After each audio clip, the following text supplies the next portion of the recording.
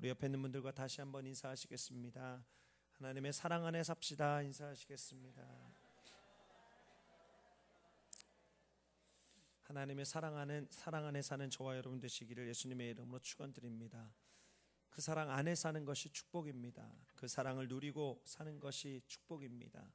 하나님의 충만한 은혜가 있게 되시기를 예수님의 이름으로 축원을 드립니다. 이번 한 주간 동안 저희들에게 많은 소식들이 들려왔습니다. 그 소식들 가운데 저희들이 기도해야 될 많은 기도 제목들이 있음을 여러분들께서 기억하게 되시길 바랍니다. 북한과 미국 사이에 있었던 대화들, 또 그로 말미암은 많은 전 세계에 관심이 있었습니다. 그리고 거기에 대한 결과들을 저희가 뉴스 매체를 통해서 듣고 보게 되었습니다. 우리가 함께 기도해야 될 때라고 생각합니다. 북한에 있는 우리 사랑하는 귀한 동포들을 기억하면서 그들의 마음과 심령 속에 여전히 역사하시는 예수 그리스도를 기억하면서 그들의 심령 속에서도 삶 속에서도 하나님의 귀한 은혜 누리는 축복이 있게 하여 주옵소서. 함께 기도해 주시길 부탁드립니다. 그런가 하면 3월 1일이 3.1절 100주년이 되는 해였습니다. 하나님께서 우리 나라와 민족에 주신 은혜를 기억하면서 또 이 나라가 세워지기까지 또 귀한 수고와 헌신을 감당한 우리 믿음의 선진들을 기억하면서 함께 감사의 시간을 갖는 저와 여러분 되시기를 예수님의 이름으로 축원을 드립니다. 제가 선명하게 기억하는 드라마 하나가 있습니다. 15년도 넘은 드라마인데 아직까지도 그 장면이 제 마음속에 선합니다. 2003년도에 방영됐던 다모라는 드라마가 있었습니다. 제가 필리핀에 있을 때 한국에 있는 제 후배들이 CD를 구워서 저에게 보내줬습니다. 드라마가 얼마나 재밌던지 저와 함께하고 있던 선교사님이 한 번도 쉬지 않고 1편부터 14편까지 그 드라마를 다 봤습니다. 너무 재밌었습니다. 당시 그 드라마에 한국의 유명 배우들이 나왔습니다. 채옥이라는 역을 담당했던 하지원 씨가 자신을 섬기고 있었던 상관이자 사랑했던 사람인 이서진이라는 사람에게 했던 고백이 제 마음속에 아직도 남아있습니다. 대사가 이렇습니다. 제가 연기력이 좀 딸려서 여러분들께서 이해해 주시기 바랍니다. 남자 주인공인 황보윤이 채옥에게 이렇게 묻습니다. 나는 도대체 너에게 무엇이란 말이냐? 그때 여자 주인공인 채옥이 이렇게 대답합니다.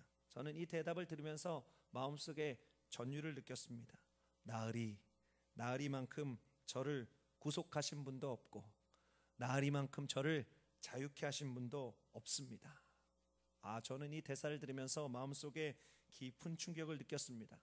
구속한다는 말과 자유케 한다는 말이 완전히 반대되는 말인데 어쩌면 이렇게 한 문장 안에서 이 두 단어가 어울릴 수 있을까? 이런 생각을 해봤고 또 한편으로는 이 작가가 크리스찬인가? 완전히 이게 우리들의 신앙의 고백인데 이런 생각을 해보게 됐습니다. 여러분 그렇지 않습니까? 예수님처럼 우리들의 삶을 강하게 붙든 분도 없습니다. 또 예수님처럼 우리들의 삶을 자유케 한 분도 없습니다. 여러분 이것이 우리들의 신앙의 고백인 것이죠. 저는 그 드라마를 보다가 자연스럽게 예수님 사랑합니다 라는 말이 툭 튀어나왔던 것을 기억합니다. 그런데 이 대사 가운데 나으리라는 말 대신 또 다른 한 단어가 굉장히 어울리는 말이 있습니다. 바로는 성경 본문 가운데 있었던 진리라는 말이죠. 사실 진리는 예수 그리스도이시고 또 예수 그리스도가 진리이십니다. 이 말을 넣어보면 너무나 잘 어울리죠. 진리만큼 우리들의 삶을 강력하게 구속하는 것은 없습니다. 여러분 진리는 우리들의 삶을 강력하게 붙들어주는 것이죠. 진리가 우리들의 마음속에 충만할 때 우리는 절대 쓰러지지 않습니다. 진리가 우리들의 마음속에 충만할 때 좌로 우로 요동하지 않게 되는 것이죠. 또 진리만큼 우리들의 삶을 자유케 하는 것이 없습니다. 여러분 진리에는 강력한 힘이 있습니다. 어떠한 억압이 있어도 어떤 제약이 있어도 우리들의 마음속에 진리가 있으면 그 억압과 제약에서 자유함을 누리게 되는 것이죠. 자유를 경험하게 되는 것입니다. 오늘 성경 본문에는 예수님과 유대인들과의 대화가 기록되어져 있습니다. 이 대화를 통해서 진리가 어떤 것인지, 진리이신 예수 그리스도가 어떤 분이신지 우리는 분명하게 발견하게 되는 것이죠. 이 말씀을 통해서 우리가 첫 번째 기억해야 될 것이 있습니다. 진리가 우리를 구속한다라는 것입니다. 요한복음 8장 31절에 있는 말씀을 다시 한번 보시길 바랍니다. 그러므로 예수께서 자기를 믿은 유대인들에게 이르시되 너희가 내 말에 거하면 참으로 내 제자가 되고, 이렇게 기록하고 있습니다. 오늘 본문에 있는 말씀은 예수님의 말씀에 긍정적인 반응을 보인 사람들과의 대화입니다. 앞에 있는 30절에 있는 말씀을 보면 예수님의 말씀을 듣고 많은 사람들이 믿었다라고 기록하고 있습니다. 또 31절에도 예수님께서 자기를 믿은 유대인들에게 이르시되라고 전제하고 있습니다. 예수님께서는 예수님을 믿은 사람들에게 한 걸음 더 나아가서 제자의 삶을 요청하고 있는 것입니다. 이렇게 말씀하고 있는 것이죠. 내 말이 너희 안에 거하면 너희가 참 제자가 될 것이다 말씀하고 있습니다. 내 말이, 진리이신 내 말이 너희 마음속에 거할 때 너희가 내 제자가 될 것이다, 이렇게 말씀하고 있는 것이죠. 여러분, 제자가 어떤 사람입니까? 제자는 스승께 매임받은 사람입니다. 제자는 스승의 가르침을 받는 사람입니다. 스승을 닮아가는 사람입니다. 스승과 같아지기 위해서 힘쓰는 사람이 바로 제자입니다. 자신의 삶을 포기하고 자신의 가치관을 내려놓고 스승을 따르기로 한 사람이 바로 제자인 것이죠. 그 제자의 마음속에 스승의 말이 충만해야 된다라는 것입니다. 오늘 제자가 되는 조건을 성경은 분명하게 말하고 있습니다. 다시 한번 이것을 기억하시길 바랍니다. 너희가 내 말에 거하면이라고 되어져 있는 것이죠. 여러분, 정말로 그렇습니다. 예수님의 말씀이 그 마음속에 있는 사람, 참된 진리가 그 마음속에 있는 사람, 예수님의 진리 가운데 갇혀서 사는 사람, 예수님의 진리 가운데 기뻐하는 사람, 예수님의 진리에 구속된 사람이 바로 예수님의 제자다라는 것이죠. 여러분, 예수님의 말씀은 우리들의 마음속에 거하여서 우리들의 삶을 강력하게 구속하고 있습니다. 그리고 그 진리의 말씀은 우리들의 삶을 바꾸어 놓는 놀라운 능력이 되는 것이죠. 우리들의 삶에 참된 의미를 회복하게 하는 것입니다. 그리고 그 진리에 어울리는 사람으로 우리들의 삶을 바꾸어 놓는 것이죠. 사랑하는 성도 여러분, 우리가 예수님을 믿었습니다. 그렇다면 우리들의 마음속에 예수님의 진리로 충만해야 되는 것입니다. 예수님께 구속돼야 되는 것입니다. 예수님의 진리 가운데 갇혀서 살아야 되는 것이죠. 예수님께 붙들린 바 되어야 되는 것입니다. 우리가 믿었다라면 예수님의 말씀이 작동하는 그 영향권 안으로 들어가서 그 말씀으로 살아야 된다라는 것이죠. 여러분, 우리가 하나님의 말씀을 들었습니다. 하지만 그 말씀이 우리들의 마음속에 머물지 않는다라면 우리가 하나님께 속하지 않은 것이 될 수도 있음을 오늘 성경을 통해서 발견하게 되는 것이죠. 여러분, 요한복음 8장 47절에 있는 말씀에 여러분의 귀를 기울여 보시기 바랍니다. 하나님께 속한 자는 하나님의 말씀을 듣나니 너희가 듣지 아니함은 하나님께 속하지 아니하였음이로다. 여러분, 하나님께 속한 자는 하나님의 말씀을 듣고 하나님의 말씀을 그 마음속에 간직한다라는 것입니다. 또 진리가 그 안에 없다라면 심지어 하나님을 대적하는 편에 설 수 있다라고 예수님께서 말씀하고 있는 것이죠. 요한복음 8장 37절에 있는 말씀이 굉장히 의미심장한 말씀입니다. 나도 너희가 아브라함의 자손인 줄 아노라. 그러나 내 말이 너희 안에 있을 곳이 없으므로 나를 죽이려 하는도다. 여러분, 설교서도에 어떻게 말씀드렸습니까? 요한복음 8장 31절부터 36절까지 있는 말씀은 예수님을 믿는 사람들, 예수님을 믿기로 결단한 유대인들에게 주시는 예수님의 말씀이었습니다. 하지만 예수님께서 이렇게 말씀하고 계신 것이죠. 너희가 믿는다고 하지만 나의 말이, 예수님의 말씀이 너희 안에 없으면 오히려 나를 죽일 수 있다, 오히려 나를 대적하는 무리 가운데 설 수 있다라고 분명하게 말하고 있는 것입니다. 여러분, 이것이 이후에 이루어지게 된 것을 보게 됩니다. 수없이 많은 유대인들이, 수없이 많은 당시에 예수님을 사랑한다고 하는 사람들이 그 말을 들었습니다. 하지만 그 말이 그 마음속에 없었기 때문에 예수님을 대적하는 무리 가운데 서게 된 것을 우리는 보게 되는 것이죠. 사랑하는 성도 여러분, 우리들의 삶 속에 하나님의 말씀이 얼마나 충만합니까? 우리들의 삶 속에 우리는 얼마나 예수님께서 주시는 진리 가운데 구속되어져 있습니까? 여러분, 예수님의 진리 가운데 살아가는 것이 우리들의 삶의 축복입니다. 여러분, 때로 우리들의 삶이 죄악에 묶여서 살아갈 때가 있습니다. 오늘 본문 34절에 있는 말씀을 보시기 바랍니다. 예수께서 대답하시되 진실로 진실로 너희에게 이르노니 죄를 범하는 자마다 죄의 종이라. 여러분, 어떤 것을 나타내고 있습니까? 진리가 우리들의 마음속에 충만하면, 진리가 우리들의 마음속에 가득하면 우리가 예수님의 제자가 되는 것입니다. 반대로 죄가 우리들의 마음속에 가득하면 우리는 죄에 구속될 수밖에 없다라는 것이죠. 죄의 종으로 살아갈 수밖에 없다라는 것입니다. 여러분, 이것이 오늘날 이 시대 사람들의 모습입니다. 많은 사람들이 죄를 범하고 많은 사람들이 죄에 갇혀서 죄의 구속 가운데 죄에 허우적거리면서 살아가는 것을 보게 되는 것이죠. 여러분, 진리의 구속력이 강력한 만큼 우리들의 삶 속에 죄의 구속력도 강력한 것을 보게 됩니다. 얼마나 사람들의 마음을 황폐하게 할 수 있는지를 보게 되는 것이죠. 여러분, 그런 예를 쉽게 찾아볼 수 있습니다. 여러분, 2차 세계대전 가운데 히틀러가 죽인 유태인들의 숫자가 몇만 명입니까? 여러분, 600만 명입니다. 당시 그 지역에 살고 있었던 유대인들은 900만 명이었습니다. 900만 명 중에 600만이 죽었습니다. 3분의 2가 죽었습니다. 여러분, 킬링필드에서 죽은 캄보디아 사람의 숫자가 몇만 명입니까? 200만 명입니다. 여러분, 사람의 목숨을 이처럼 무참히 그리고 짓밟은 예들이 이 세상 가운데 참으로 많이 있습니다. 몇 년 전에 한 가지 충격적인 사진을 본 일이 있습니다. 베트남전에 있었던 사진입니다. 한 평범한 농부가 있습니다. 그 농부가 순박하고 해맑게 웃고 있습니다. 그런데 그 양손에는 충격적인 것이 들려져 있었습니다. 두 사람의 목이 달려져서 목을 머리채 휘어잡고 있고 순박하고 활짝 웃는 베트남 농부의 사진이 있었습니다. 저는 그 사진을 보면서 경악했습니다. 여러분, 보통 사람이면 어떻습니까? 시체만 봐도 가슴이 떨립니다. 다친 것만 봐도 심장이 두근두근 거립니다. 그런데 그 마음이 얼마나 완악해졌기에 양손에 머리 잘린 두 머리채를 손에 들고 저렇게 활짝 웃을 수 있는 것인가? 얼마나 황폐해질 수 있는 것인가? 저는 그 사진을 보면서 죄의 구속력이 얼마나 강력한가를 실감하게 되었습니다. 사랑하는 성도 여러분, 우리가 예배를 드리면서 한 가지 심각하게 하나님 앞에서 우리들의 삶을 돌아봐야 될 것이 있습니다. 우리들의 삶을 구속하는 것은 어떤 것입니까? 여러분의 삶을 붙들고 있는 것은 어떤 것입니까? 여러분의 삶을 얽매고 있는 것은 어떤 것입니까?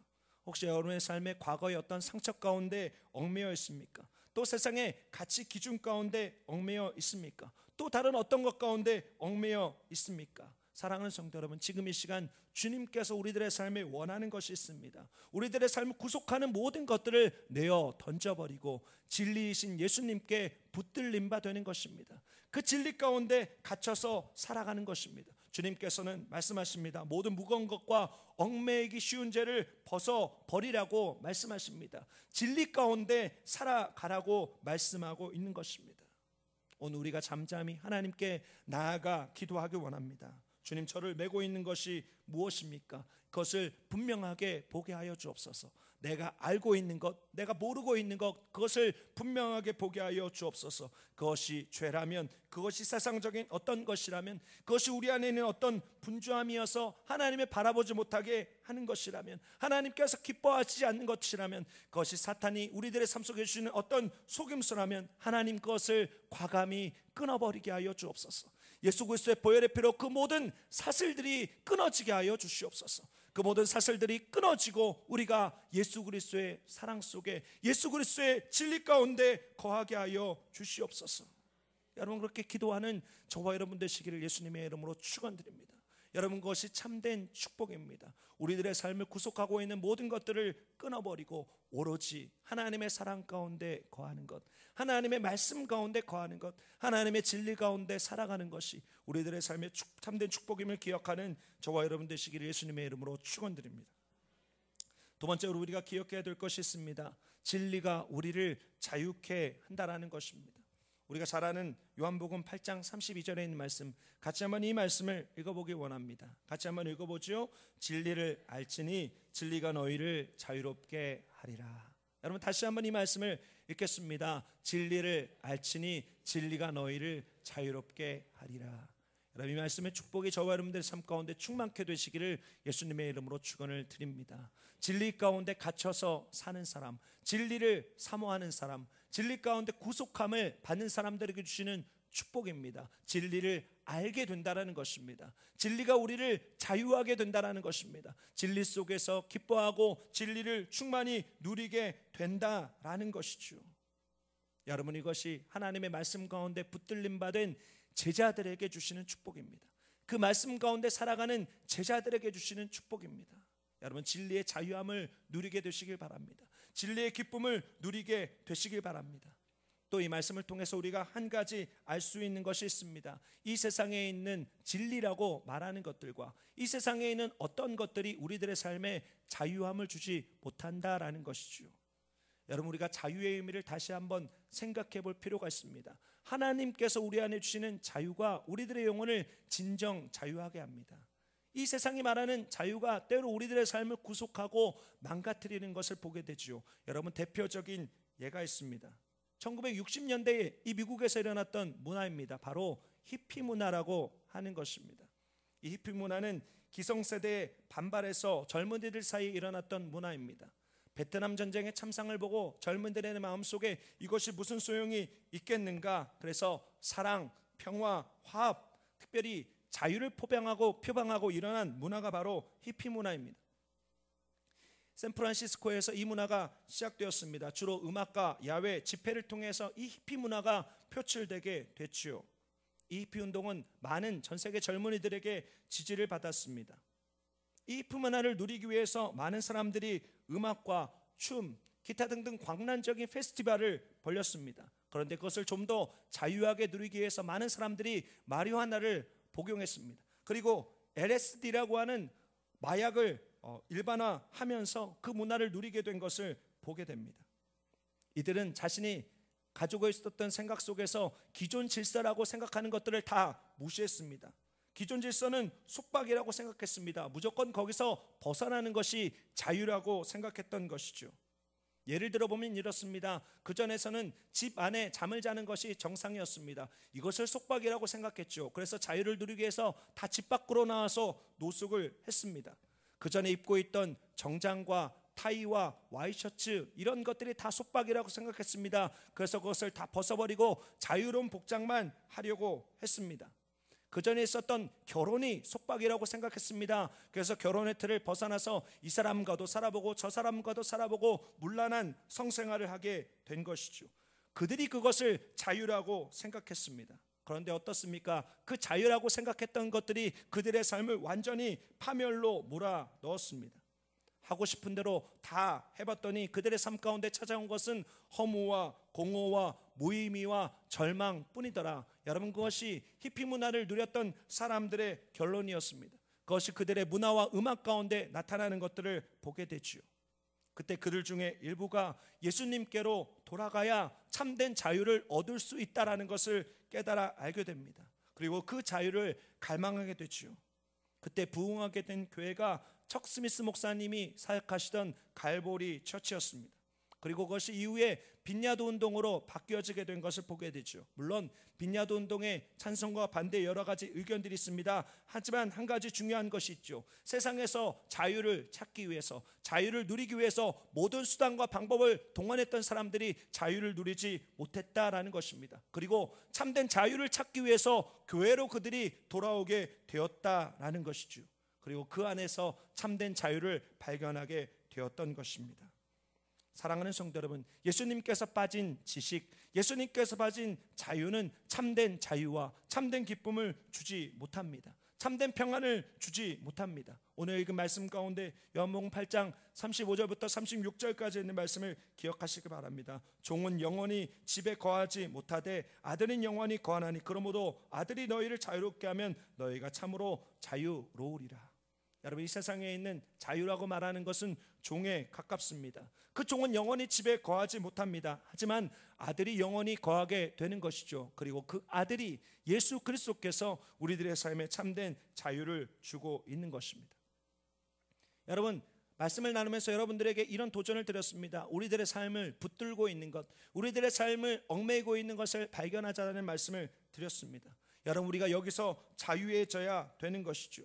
여러분, 우리가 이곳에서 때로 괴롭게 살 때가 있습니다. 우리가 해야 될 여러 가지 일들 속에서, 산더미와 같은 많은 임무들 속에서 우리들의 마음이 힘들 때가 있습니다. 숨이 막혀서 분주해서 도망가 버리고 싶은 생각이 들 때도 있습니다.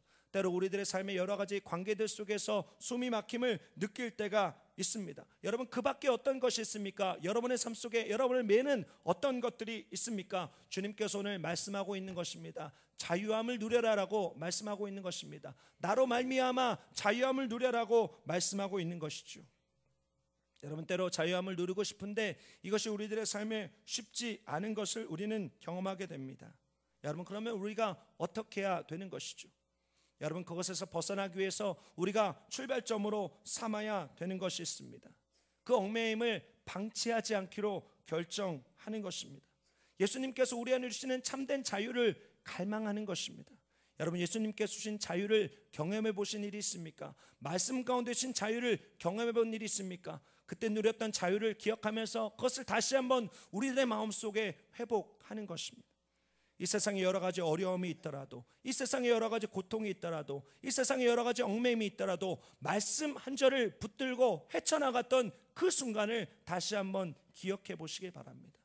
여러분, 우리들의 과거가 어땠습니까? 우리가 예수님을 처음 섬겨서 하나님의 이름을 경외할 때가 어땠습니까? 당시 힘들고 어려운 일들 참 많이 있었습니다. 하지만 우리가 예배를 드리면서 한 가지 우리는 분명하게 발견한 것이 있습니다. 아무리 힘들고 어려워도 하나님의 말씀 한 절이 내 마음속에 있으면, 하나님의 은혜가 내 마음속에 있으면 그것을 이길 수 있지 않았는가? 하나님의 말씀 한 절로만 만족하던 시절이 있지 않았는가? 그로 말미암아 자유함을 누리던 시절이 있지 않았는가? 여러분, 우리가 다시 한번 생각해 보아야 될 것이죠. 여러분, 하나님께서 지금 이 시간 우리들 안에 말씀하십니다. 이 말씀의 능력을 회복하라라고 말씀하십니다. 이 말씀의 기쁨을 회복하라라고 말씀하십니다. 이 말씀이 단순히 기록되어진 문자가 아니라, 단순히 종이에 새겨진 잉크의 흔적이 아니라 이 말씀이 능력임을 다시 한번 우리들의 삶에 경험하라 말씀하고 있는 것이죠. 여러분, 이 말씀 가운데 자유함이 있습니다. 이 진리 가운데 자유함이 있습니다. 사랑하는 성도 여러분, 이 말씀을 기뻐하시기 바랍니다. 이 말씀을 즐거워하시기 바랍니다. 그리고 이 말씀대로 살아가는 축복의 역사가 있게 되시기를 예수 그리스도의 이름으로 축원을 드립니다. 그리고 사순절을 맞이하는 저와 여러분들이 선포하기 원합니다. 지금 이 시간 우리들의 삶을 얽매이는 모든 것들을 바라보면서 나는 더 이상 죄의 종이 아니다. 나는 더 이상 멍에를 친 사람이 아니다. 나는 예수 그리스도께서 주시는 진리 가운데, 말씀 가운데, 은혜 가운데 자유한 사람이다. 여러분, 그것을 선포하는 저와 여러분 되시기를 예수님의 이름으로 축원을 드립니다. 여러분, 갈라디아서 5장 1절에 있는 말씀을 반드시 기억하시기 바랍니다. 예수께서 우리를 자유롭게 하려고 자유를 주셨으니 그러므로 굳건히 서서 다시는 종의 멍에를 매지 말라. 사랑하는 성도 여러분, 여러분이 메고 있는 종의 멍에는 어떤 것입니까? 여러분의 삶을 메고 있는 종의 멍에는 어떤 것입니까? 예수님께서 우리를 위해서 십자가를 지신 이유가 있습니다. 예수님께서 우리를 위해서 부활하신 이유가 있습니다. 그 종의 멍에에서 자유롭게 하기 위해서입니다. 그 종의 멍에에서 우리들의 삶에 참된 자유를 주시기 위해서입니다. 사랑하는 성도 여러분, 우리들이 가지고 있는 모든 멍에를 예수 그리스도께 내어놓고 자유함을 누리는 저와 여러분 되시기를 예수 그리스도의 이름으로 축원을 드립니다. 설교서도에 말씀드렸지만 이번 수요일부터 부활절이 되기까지 주일을 제외한 40일을 사순절의 기간으로 드리게 됩니다. 여러분, 이 기간에는 예수님의 십자가를 깊이 생각하는 시간입니다. 예수님의 부활을 깊이 생각하는 시간입니다. 예수님의 십자가와 부활을 깊이 생각하면서 우리들의 삶 속에 한 가지 열매를 갈망하기 원합니다. 예수님의 십자가로 말미암아, 예수님의 부활로 말미암아 우리들의 삶 가운데 주시는 참된 자유입니다. 히피 문화가 말하는 자유가 아니라, 세상이 말하는 자유가 아니라 이 말씀 가운데 있는 능력, 이 말씀이 주시는 하나님의 기쁨, 하나님의 평안을 회복하는 축복의 역사가 있게 되시기를 예수 그리스도의 이름으로 축원을 드립니다. 말씀이 우리들의 삶을 구속합니다. 그리고 말씀이 우리들의 삶을 자유케 합니다. 말씀에 붙들림 받은 삶, 말씀 안에서 자유함을 누리는 저와 여러분 되시기를 예수 그리스도의 이름으로 축원을 드립니다. 기도하시겠습니다. 귀하신 하나님, 우리 옆에 있는 분들과 다시 한번 인사하시겠습니다. 하나님의 사랑 안에 삽시다. 인사하시겠습니다.